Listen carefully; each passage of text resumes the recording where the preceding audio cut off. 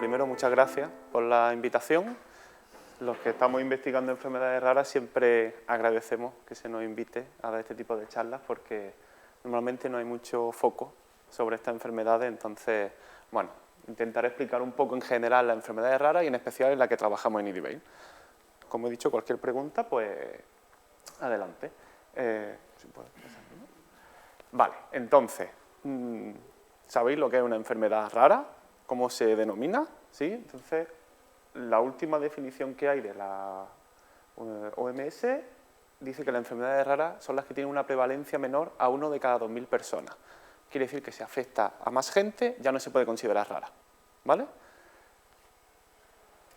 En España tenemos 3 millones de afectados, por lo tanto, una enfermedad puede ser rara, pero los pacientes de enfermedades raras son numerosísimos. Imaginaros en España 3 millones y en el mundo un 7%. ¿Vale? ¿Y qué caracteriza a las enfermedades raras? Bueno, pues la verdad es que son enfermedades bastante complejas y graves la mayoría. Tienen un diagnóstico complicado, suelen aparecer muy pronto, por eso decimos que son precoces. Provocan altos niveles de discapacidad, la mayoría de ellas. Otro punto importante es que afectan sobre todo a niños y casi la mitad provocan la muerte entre 1 y 5 años después de aparecer. ¿Vale? La mayoría tiene una causa genética y, bueno, no hay tratamiento efectivo en la mayoría de los casos. Aunque se intenta investigar todo lo que se puede, para la mayoría de ellas no hay tratamiento. Y bueno, eso ocasiona unos gastos sanitarios y de cuidado muy grandes que, bueno, hay que intentar paliar con lo que se tiene de otros medicamentos de otras enfermedades. Y bueno, pues enfermedades raras tenemos un montón, hay unas 7.000. Entonces yo he puesto aquí unas cuantas así un poco más conocidas, como el lupus, como la esclerodermia, como la espina bífida, la fibrosis quística y un montón de tumores infantiles que la mayoría de ellos pues, son raros porque afectan a muy poca gente. Y bueno, también hay pacientes de enfermedades raras bastante conocidos, como por ejemplo Stephen Hawking, que la enfermedad que padece es la esclerosis lateral amiotrófica. Bueno, en esta enfermedad, como podéis ver aquí, se afecta la unión de la neurona con el músculo. Tiene que transmitir el impulso nervioso para poder mover los músculos y ahí es donde está el fallo de la ELA, la esclerosis lateral amiotrófica. Pero bueno, Stephen Hawking, nadie sabe explicar por qué, pero estos pacientes tienen una esperanza de vida de 2, 3, 4 años y bueno, él sigue ahí con la edad que tiene y a veces pasan estas cosas como veremos luego en el XLD, algún caso especial que hay. Y bueno, lo que nosotros investigamos es la adrenoleucodistrofia ligada al cromosoma X. No sé si habéis visto la película, si vais a venir mañana a verla, pero bueno, eso ya en el comentario podéis ver un poco más en detalle de qué va la película. Pero fue la que dio a conocer para el gran público esta enfermedad que se conoce desde hace unos 30 años. ¿Vale? Entonces, ¿en qué consiste? Las grandes características de esta enfermedad es que afecta a 1 de cada 17.000 recién nacidos. ¿Vale? O sea, tiene una prevalencia bastante baja, pero aún así hace que en España haya entre 200 y 300 casos. Otra cosa que la caracteriza y que iremos viendo en las siguientes diapositivas para explicarlo un poquito mejor. Es una enfermedad peroxisomal, metabólica y progresiva. ¿Vale? Entraré un poco en detalle en estos conceptos para que se entienda un poco mejor. Y bueno, afecta a la sustancia blanca del cerebro, que es lo que se conoce como mielina. ¿Vale? También explicaré un poquito más esto. Y bueno, de forma curiosa en esta enfermedad se llama adrenoleucodistrofia porque también afecta a la glándula adrenal. Entonces tenemos adreno de adrenal, leuco, que es blanco, de la sustancia blanca, y distrofia porque se destruye o pierde la forma. ¿Vale? ¿Y por qué se produce esta enfermedad? Pues por mutaciones en un solo gen, que es el gen ABCD1. ¿Vale? Entonces, vale. Este gen, el gen que está mutado en la enfermedad, se encuentra en el cromosoma X. ¿Recordáis los cromosomas sexuales del hombre y la mujer? ¿No? Mujer tiene 2 cromosomas sexuales, XX, y el hombre tiene XY. ¿Vale? Entonces, imaginemos, este es el caso típico de una familia con XLD. Podéis ver al padre, que no está afectado, tiene un cromosoma X, y un cromosoma Y, por lo tanto tiene una copia del gen, un cromosoma X. La madre tiene 2 cromosomas X, suele ser portadora. ¿Por qué? Porque solo tiene una copia que está mal y compensa su función con la otra, ¿vale? El problema viene cuando esta pareja tiene hijos. Entonces, las niñas pueden ser no afectadas o portadoras, pero en esta enfermedad las portadoras, digamos que no tienen unos síntomas muy graves. Solo cuando se hacen ya muy mayores se pueden empezar a ver cosas, ¿vale? Pero en el caso de los hijos, hemos dicho que solo recibe un cromosoma X, ¿vale? El Y lo recibe del padre, ahí no hay nada que hacer, pero el X lo recibe de la madre, por tanto 50%, si el hijo es varón, ¿vale? De que esté afectado por la enfermedad. Por eso esta enfermedad afecta a los niños, ¿vale? En eso que está ahí señalado, que son 2 rectangulitos azules, estos 2 rectangulitos azules es una proteína, ¿vale?, que es la que codifica el gen del ABCD1. Como veis, está en un circulito, que es lo que se conoce como peroxisoma, ¿vale? El peroxisoma forma parte de la célula. Tenemos mitocondrias, tenemos retículo endoplasmático y tenemos peroxisoma. Pues esta proteína se inserta en la membrana. ¿Y qué hace? Hace que ácidos grasos de cadena muy larga, que es lo que he puesto aquí como AGCML, que son ácidos grasos muy largos, lo explicaré un poco después, entren en el peroxisoma para que la célula los vaya acortando y los pueda metabolizar, porque si no se acumularían, ¿vale? Entonces lo tenemos ahí en la membrana, pero en esta enfermedad el gen se muta, no hay proteína o no funciona, entonces os podéis imaginar lo que pasa.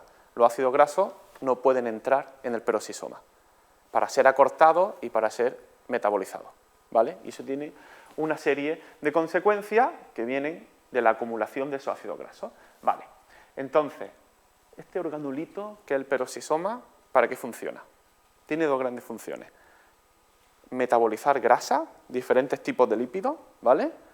Y aparte, detoxificar diversos tóxicos que hay dentro de la célula, pues ya tiene una enzima, el peroxisoma, que hace que se degraden o que pasen a formas que son neutras y que no son tóxicas para la célula, ¿vale? En el metabolismo de la grasa es importante destacar el de las de cadena muy larga, porque ahora lo veréis para el XALD. Y en el caso del XALD, que es la adrenoleucodistrofia, de las enfermedades que vienen como consecuencia de fallos del peroxisoma, es la más común de todas, ¿vale? Entonces, vamos a intentar explicar lo del ácido graso de cadena muy larga, porque queda como un concepto ahí un poco etéreo, pero es fácil de entender, ya veréis. Ácido graso tiene una parte grasa y una parte ácida, ¿vale? La parte grasa es una cadena de carbono, lo veis ahí representados por una C. Y al final siempre tiene un grupo ácido, ¿vale? El COOH. Entonces, según el tipo de ácido graso, podemos tener, si le doy una vez, uno muy conocido, el ácido acético, el vinagre, ¿vale? Vinagre son 2 carbonos. Se representa C2, 2 puntos y el 0. ¿Por qué? Pues porque entre carbono y carbono, ¿veis que solo hay una línea? Si hubiera 2, sería un doble enlace y le pondríamos un 1, ¿vale? Por cada doble línea se le añade aquí un número. Aquel no tiene ninguna doble línea, pues se queda el número de carbono, 2 puntos y 0, ¿vale? Entonces, en nuestro caso, en la adrenoleucodistrofia, fijaros qué ácido graso más largo. Es el C26, tiene 26 carbonos, ¿vale? Ningún doble enlace entre carbonos. Bioquímicamente se conoce como hexacosanoico, ¿vale? Pero bueno, eso no es importante. Lo importante es que este es el ácido graso, junto con el C24, que se acumula en la enfermedad, ¿vale? Pero si soma no funciona, se acumulan. Y esto nos sirve para diagnosticar a los pacientes de esta enfermedad.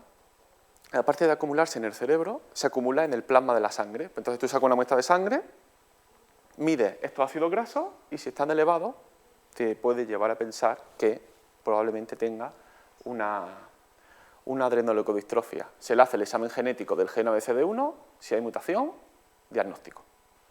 ¿Qué pasa cuando se acumulan estos ácidos grasos? Se acumulan, hemos dicho, principalmente en cerebro y en glándula adrenal. Glándula adrenal, pues hay insuficiencia renal, ¿vale? Pero lo más importante es cuando se acumula en el cerebro. Y dentro de las estructuras cerebrales, sabéis que tenemos los nervios, ¿no? Dentro de cada nervio ¿Veis cómo sale? Dentro hay como vaina de nervios, dentro de cada uno sale ese hilito que es la neurona con su axón. La neurona tiene una prolongación que comunica con otra neurona, con el músculo, con lo que necesite. Eso es el axón. Y el axón, igual que un cable que transmite la electricidad, está recubierto por una vaina. En este caso, una vaina mayoritariamente formada por grasa, por eso es importante cuando se acumula el C26, y protege al axón y permite que el impulso nervioso se transmita de forma rápida. Si tú das una orden desde el cerebro hasta la pierna, el impulso se transmite en menos de un segundo. Eso lo permite esta vaina de mielina muy rica en lípidos, ¿vale? Cuando se acumula el C26, se destruye. Se destruye porque se intercala, hay un cambio en la estructura y al final no sabemos cómo exactamente, pues se destruye. Imaginaros lo que les pasa a los niños. Entonces, tenemos dos formas mayoritarias de adrenoleucodistrofia. Una, que es la más común, que es la que se conoce como AMN, adrenomieloneuropatía. Esta forma es más suave que la que afecta a los niños. Tú puedes encontrar en la misma familia dos hermanos, misma mutación, uno desarrolla la forma adulta y otro desarrolla la forma infantil cerebral grave. ¿Por qué? No se sabe aún, ¿vale? Entonces, en la forma adulta, lo más importante es que no está afectado el cerebro, sino la médula espinal, que es lo que va por dentro de la columna vertebral, que desemboca al final en los nervios, y bueno, los nervios periféricos.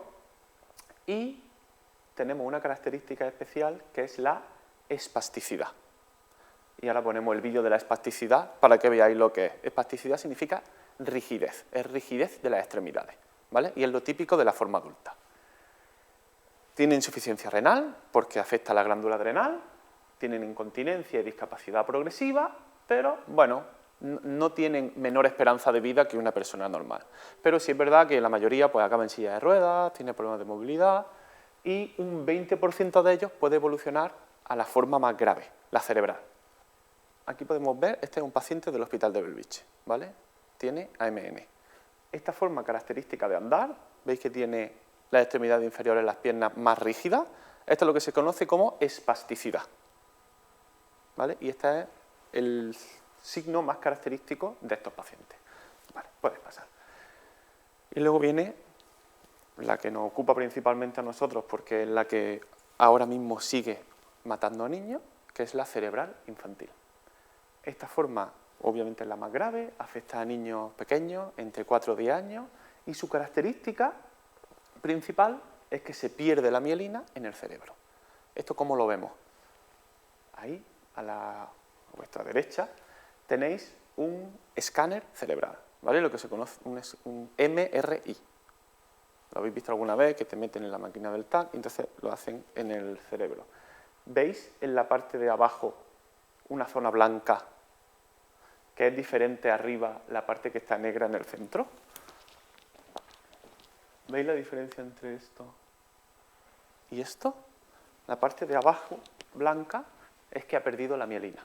Aquí, alrededor, no hay casi sustancia blanca porque es la corteza cerebral. Esa es sustancia gris.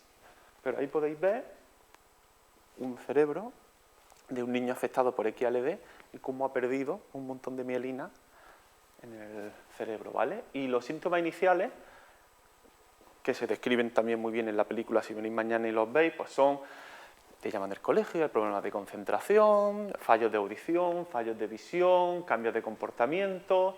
Esto es típico siempre en enfermedades neurológicas de niños, siempre empiezan así, ¿vale? Quiere decir que hay que intentarlo atajarlo lo más rápidamente posible porque puede estar pasando algo. Y bueno, lamentablemente la progresión es muy rápida, la discapacidad es muy grave y la muerte suele ocurrir 2 o 4 años después del diagnóstico. ¿Alguna pregunta de la enfermedad? No sé si tenéis alguna duda, decídmelo, ¿eh?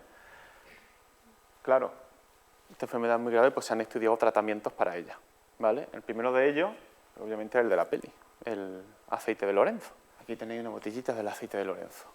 4 partes de oleico por 1 de erúcico. El oleico, 18 carbonos, el erúcico, 22, justo antes de los ácidos grasos de cadena muy larga. ¿Veis que pone 2.1? tiene un doble enlace. Estos ácidos grasos se dan en forma de triglicéridos para que se puedan absorber en el intestino, para que se puedan comer, vamos. ¿Vale? Y se dan en combinación con una dieta restringida en grasa. Pero, ya lo comenté después de ver la película, pero bueno, no alteran la progresión de la enfermedad cerebral. Aunque en la peli Lorenzo, y es verdad porque pasó, vivió bastantes años, pues se hicieron varios ensayos clínicos y la verdad es que no funciona. Lo único que se hace ahora se da cuando hay un diagnóstico de ALDE cerebral y todavía no hay signos de desmielinización. Y su objetivo pues, es inhibir la biosíntesis de ácidos grasos de cadena muy larga. Entonces, así es como se llegó a la clave del aceite de Lorenzo: restringir dieta y inhibir la síntesis del ácido graso de cadena muy larga. Porque si tú se los quitabas de la dieta, el cuerpo reaccionaba produciendo más. ¿Vale? Pero bueno, como hemos dicho, no funciona. Lamentablemente no funciona. Y bueno, aquí una foto real de Augusto y Lorenzo O'Donnell, que increíblemente Lorenzo vivió hasta el 2008, si no recuerdo mal, y cumplió 23 años. Algo increíble para un niño con ALD cerebral. ¿Vale? O sea, su caso es espectacular. Vale, ¿qué más opciones tenemos? Trasplante de médula ósea. Esto seguro que lo habéis escuchado para otras enfermedades, sobre todo leucemia, cánceres y, bueno, muchos tipos de enfermedades. Pues bueno, aquí en el esquema lo podéis ver bien. Se cogen células madre de médula ósea de un donante, ¿vale? Médula ósea es porque está dentro del hueso. Se transfiere al paciente enfermo, tienen que ser compatibles, ¿vale? Y entonces estas células reemplazan, en la medida de lo posible, a las defectuosas, ¿vale? Pero esta técnica tiene muchos problemas para esta enfermedad y para otras, que son, solo se puede usar en un porcentaje muy pequeño. Si ya la desmielinización cerebral es avanzada, no se puede usar, ¿vale? Porque incluso a veces puede ser hasta perjudicial. Hay que inmunodeprimir a los niños, por lo que imaginaros las complicaciones graves que tiene esta técnica, y aparte es difícil encontrar donantes compatibles de médula ósea. Entonces, hace relativamente poco, en Francia, 2009, si no recuerdo mal, se trataron 3 niños con ALD cerebral, ¿vale? ¿Y cómo se hizo? Algo similar al trasplante de médula ósea, pero esta vez te sacan las células madre del propio niño, ¿vale? Tiene el gen ABCD1 mutado, se sacan las células, se corrige el gen por ingeniería genética, se le pone una copia correcta y se inserta en un virus, ¿vale? En el virus del SIDA, que una enfermedad tan grave que produce, en este caso nos puede ayudar a curar otras enfermedades, ¿vale? Entonces, el virus con la copia correcta se introduce en estas células madre, se le vuelve a dar al paciente y estas células madre con la copia correcta viajan hasta el cerebro, donde se diferencian en diferentes células que hay en el sistema nervioso y reemplazan a las células defectuosas, ¿vale? Esto es lo que se conoce como terapia génica. La terapia génica en sí ya es controvertida y hay muchos casos famosos de al principio cuando se empezó a usar, pues hubo unas cuantas muertes y no es una técnica súper extendida ni fácil de hacer. Entonces, bueno, de momento solo tenemos estos 3 casos en los que si puede avanzar una diapositiva, vale. Esto está sacado del trabajo de investigación que se hizo en París, ¿vale? Que se publicó en la revista Science, si no me equivoco mal, porque es uno de los pocos casos en los que la terapia génica ha funcionado. ¿Veis los escáneres cerebrales igual que antes, no? La letra C, allá a vuestra derecha, la evolución normal de un niño con esta enfermedad, ¿vale? Destrucción total de la mielina. A y B, 2 niños tratados con terapia génica, en el mismo periodo de tiempo, ¿vale? Bueno, 30 meses, 24 meses, fijaros que tienen, aunque hay un poquito de desmielinización, tienen prácticamente la apariencia de un cerebro normal. Que yo sepa, hasta ahora estos niños siguen vivos y están sanos. pero no es una técnica que se pueda implantar para todos los pacientes de este tipo de enfermedades porque tiene su riesgo, es muy cara y bueno, todavía no está puesta a punto, digamos. ¿Vale? Entonces, bueno, pues para eso está la investigación. Para intentar encontrar las claves que nos puedan llevar a tratamientos para estos enfermos. Como todo, pues es un proceso lento.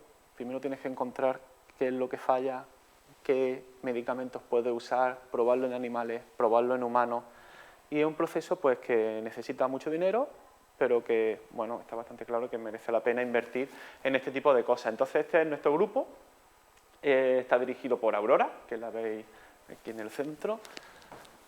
La doctora Puyol, que ahora mismo no está aquí, está en Estados Unidos, por eso no ha podido venir. Está intentando establecer colaboraciones con otros grupos de diagnóstico para intentar mejorar las técnicas que tenemos aquí para otros pacientes de leucodistrofias raras, que no solo está la adrenoleucodistrofia, sino que hay muchas otras. ¿Vale? Y estamos pues aquí al lado, en el Lady Bay.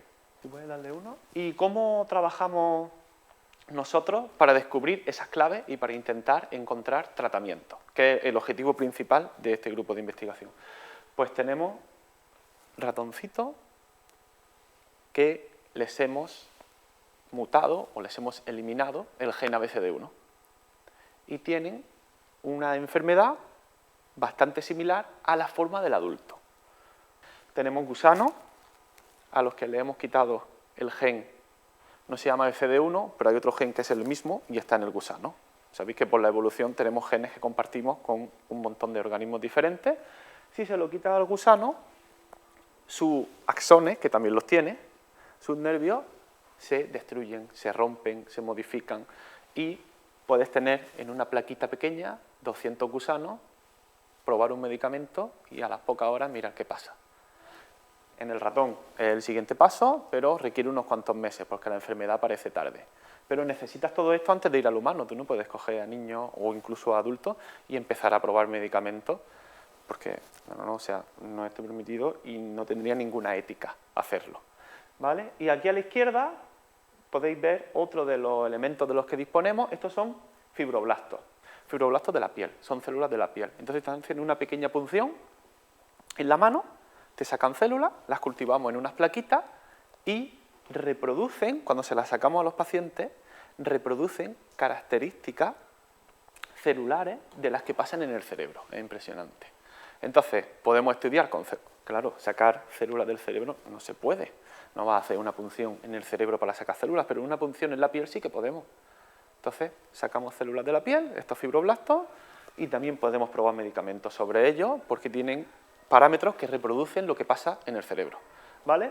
Y luego, aparte, tenemos muestras post-mortem de pacientes ya fallecidos de cerebro, en los que intentamos pues bueno, comprobar si lo que hemos visto en la piel, en el ratón o en el gusano se cumple en el cerebro de un paciente de esta enfermedad.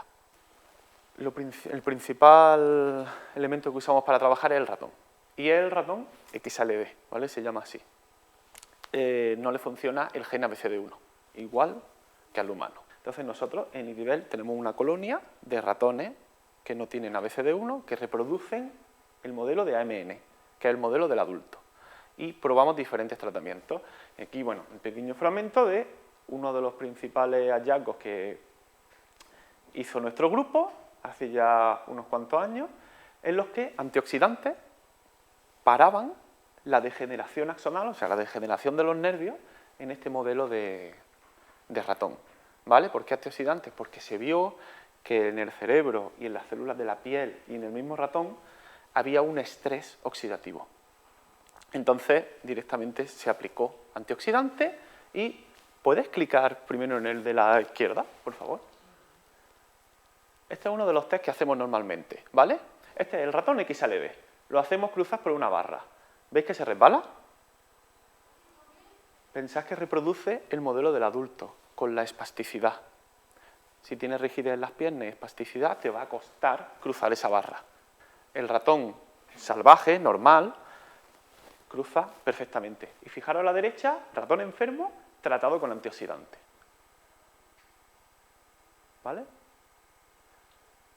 Esta prueba siempre la hacemos cada vez que queremos probar un tratamiento.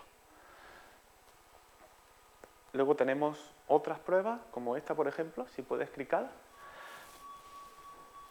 A vuestra derecha veis 2 ratones enfermos. Están corriendo en una cinta como la del gimnasio. Abajo tienen una resistencia eléctrica que le da un mini shock muy pequeño para que el ratón siga corriendo, ¿vale? A la derecha, 2 ratones enfermos. El primero de la izquierda, un ratón normal. Los 2 siguientes, enfermos con antioxidante. Veis que no caen a la resistencia eléctrica. Los de la derecha están enfermos, tienen problemas en las extremidades, caen más. Nosotros vamos anotando todos los parámetros y así podemos comprobar si un fármaco funciona o no funciona. Con estos resultados se ha hecho un ensayo clínico en el Hospital de Belvitge con antioxidantes con pacientes de AMN, la forma adulta. Los resultados, bueno, en algunos aspectos fueron bastante prometedores, pero como el estudio no estaba diseñado con pacientes que recibieran un placebo, con pacientes que recibieran el antioxidante, con el doble ciego, sino lo que se quería ver era qué parámetros podemos medir en un paciente para ver que un antioxidante ha funcionado, esos parámetros ya se han obtenido. Pero aparte se vio una ligera mejora de estos pacientes, de los pacientes de la forma adulta.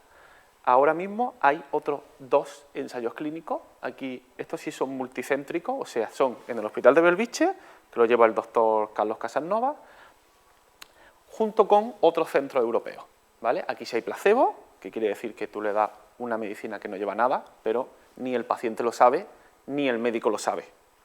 Si no, en los test que hacemos podríamos llevar a engaño en los resultados, ¿vale?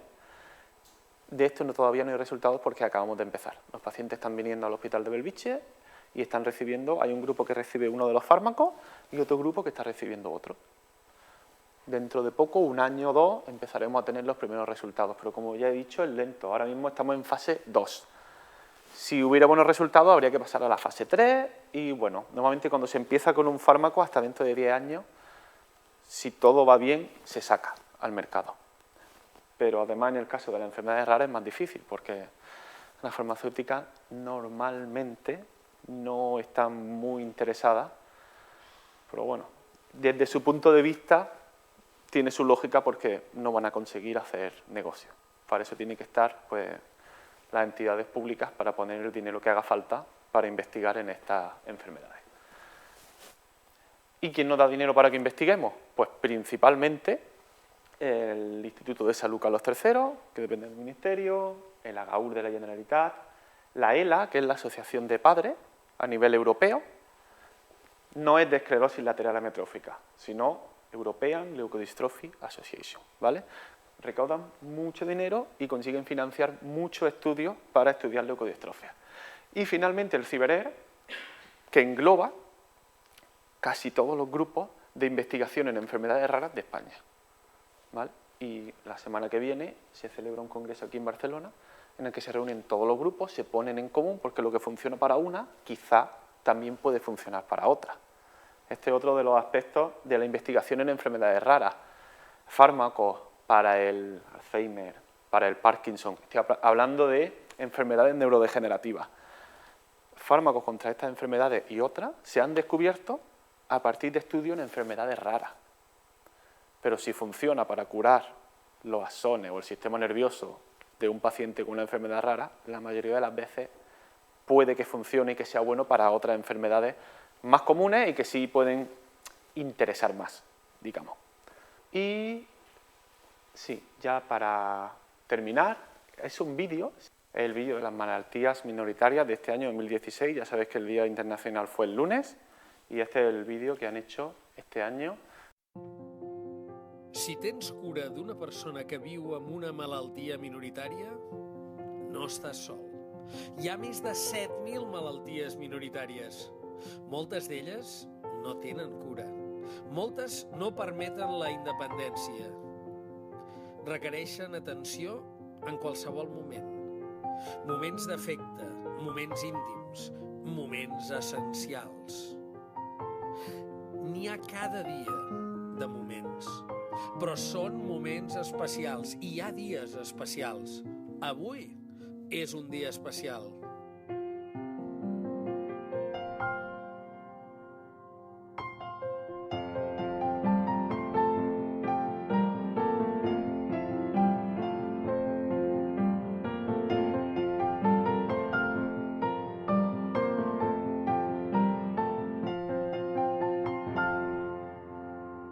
Aquesta pel·lícula està dedicada a pacients, cuidadors, organitzacions de pacients, professionals de la salut i educadors.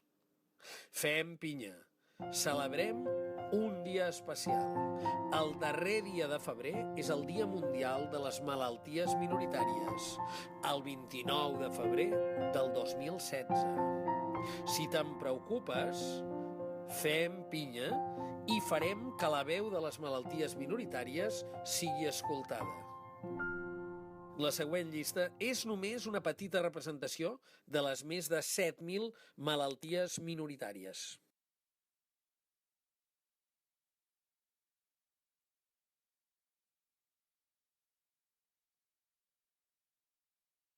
Lo importante es que no se quede en solo un día al año, 28-29 de febrero, sino que, bueno, gracias a este tipo de actividades pues pueda darse a conocer un poco las enfermedades raras y la investigación que se está haciendo, es lo que se intenta, cómo se puede intentar, pues bueno, buscar una cura. Esto es en el Día Internacional, todos los grupos de enfermedades raras de España nos hicimos una foto haciendo el símbolo de red en el lenguaje de signos y, bueno, se intenta, como se puede, dar un poco de publicidad a este tipo de investigación que, bueno, ya imagináis lo importante que es.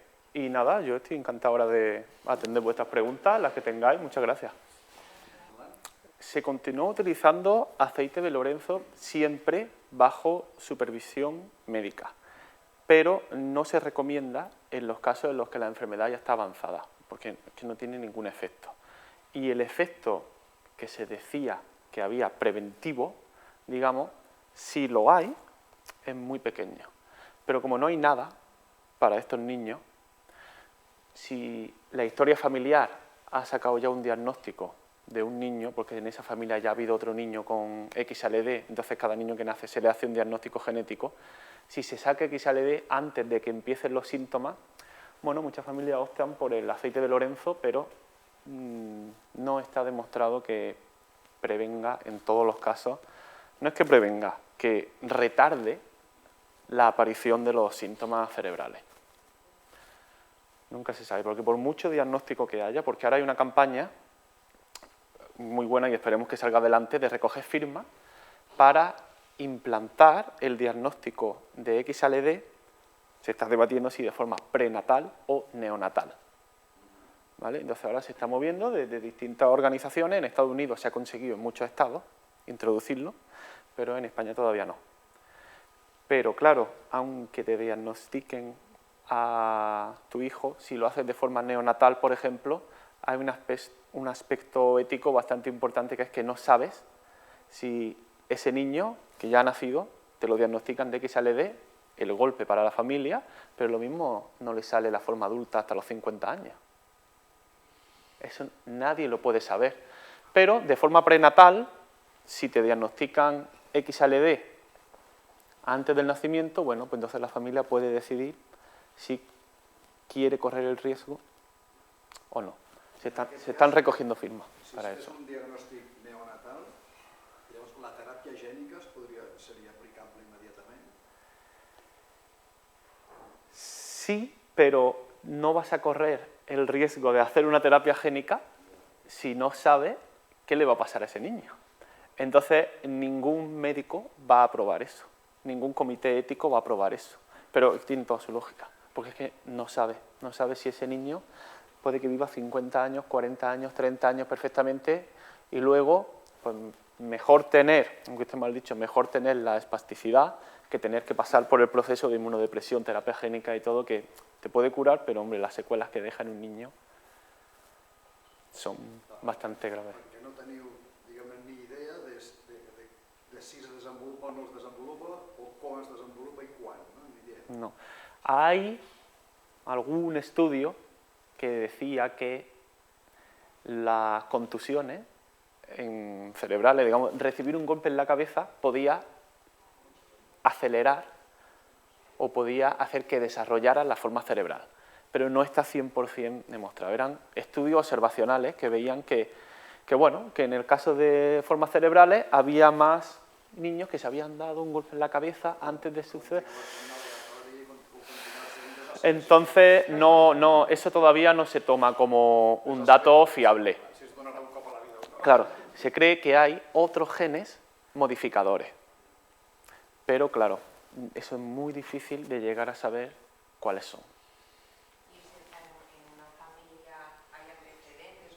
Claro, en el momento en que sale un niño con XLD, se hace consejo genético, diagnóstico genético, toda la familia, y entonces ya se puede aconsejar a la familia qué hacer. Pero a nivel de la sanidad pública no te hacen un estudio de esa familia de si tu hijo tiene el gen mutado o no. Entonces se intenta hacer eso, ver los niveles de C26 en la madre embarazada y este gen ABCD1 del niño, pero claro, lo que se plantea, lo último que se discutió era mejor a nivel prenatal, porque a nivel neonatal da un golpe muy duro a la familia, pero tampoco solucionan nada. Entonces, bueno, es difícil, pero se puede conseguir. La ELA está luchando bastante fuerte por intentar el diagnóstico prenatal. En el caso de que haya antecedentes familiares, es posible hacer una selección de embriones, ¿no? Supongo. Esto se hace con otros enfermedades genéticas. Creo que tendrían que aprobarlo en el caso de esta enfermedad para hacer la selección de embriones. Supongo que como parte del diagnóstico prenatal se intentaría lo de que se pudiera hacer la selección de embriones. Pero creo que como el catálogo de enfermedades en los que se aplica lo de la selección de embriones, creo que aún es bastante corto, me parece.